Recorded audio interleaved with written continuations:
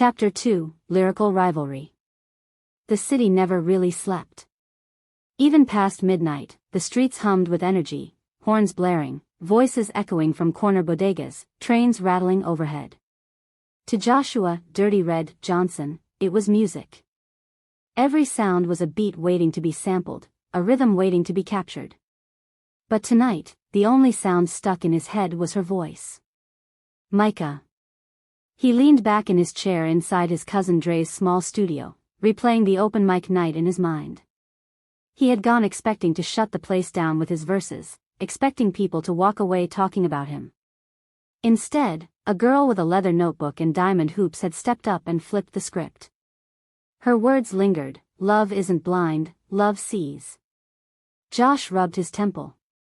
He hated to admit it, but she had outshone him in her own quiet way.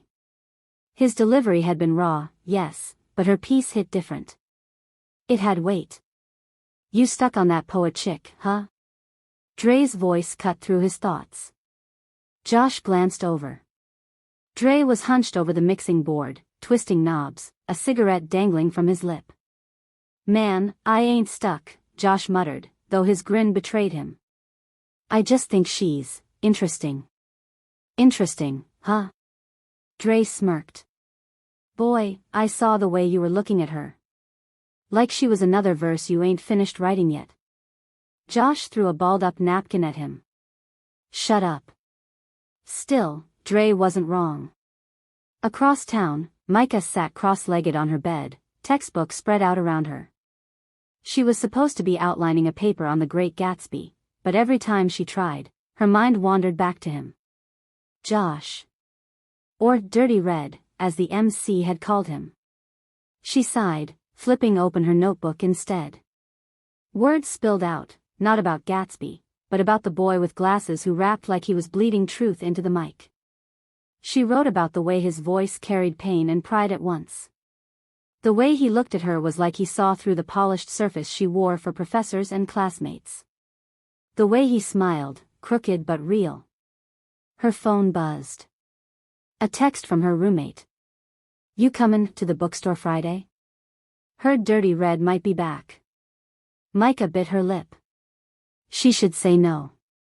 She had essays, projects, and a midterm coming. But her fingers typed before her brain caught up.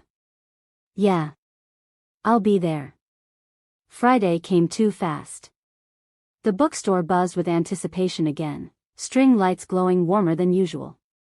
Micah slipped inside, wearing her favorite denim jacket and hoops that caught the light whenever she turned.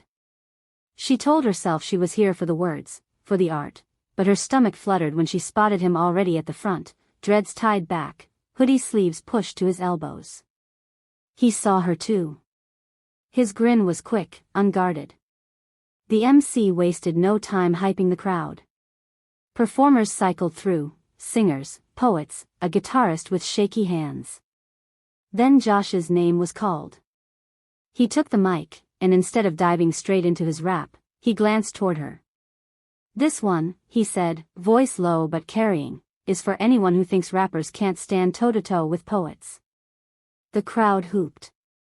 Micah's eyes narrowed. Oh, so that's how he wanted to play. The beat dropped, something heavier than last time. His verse was sharp and clever, weaving metaphors about streets and survival, with rhymes flipping back on themselves like mirrors. But sprinkled in were lines clearly aimed at her. "She writes in ink, I write in scars. She's got notebooks, I got bars." The crowd hollered. Josh stepped back, smug, letting the beat fade. The MC barely had time to call the next performer before Micah stood. "I got something," she said, voice steady though her pulse raced. Gasps rippled through the audience. The rivalry was on. She walked to the mic, notebook in hand, but she didn't open it. She looked straight at him. "My words don't hide behind beats," she began. "They stand naked, unafraid of silence. You think bars make you real? Pain doesn't need rhythm to be true." The crowd snapped, murmured, leaned closer. Her voice rose, cutting sharper with each line.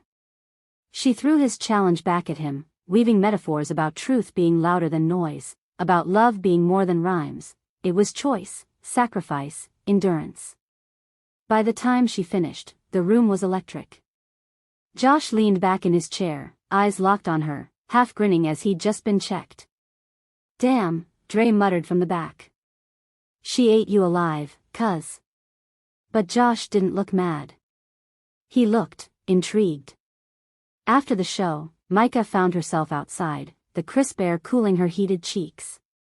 She hadn't meant to go head-to-head with him, but something about Josh pulled words from her like a dare.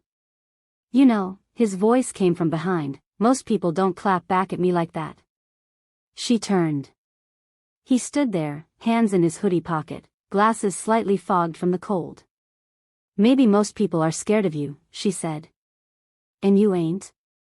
She tilted her chin. "Should I be?" His grin spread, slow and genuine. "Nah. I like it. Keeps me sharp." They started walking, steps falling into rhythm. The city buzzed around them, cars honking, laughter spilling from a nearby bar. "You in school, right?" he asked. "Yeah. English major. Trying to make it through without losing my mind." "You write for class?" "Mostly papers. But I write poems for me. Helps me make sense of things." He nodded. "I get that. Music does the same for me." For a moment, silence stretched, not awkward but thoughtful. "Your piece tonight," he said finally. "It was real. You don't just write, you fight with your words." She glanced at him. "And you?" "You fight with your past every time you rap." His smile faltered. He looked away. "Yeah. Something like that." They stopped at the corner where their paths split. "So," he said, rubbing the back of his neck. "Next week. Same spot?" Her lips curved. "You planning to come at me again?" He chuckled. "Only if you promise to clap back."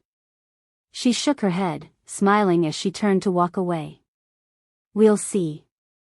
As she disappeared into the night, Josh felt something he hadn't in a long time.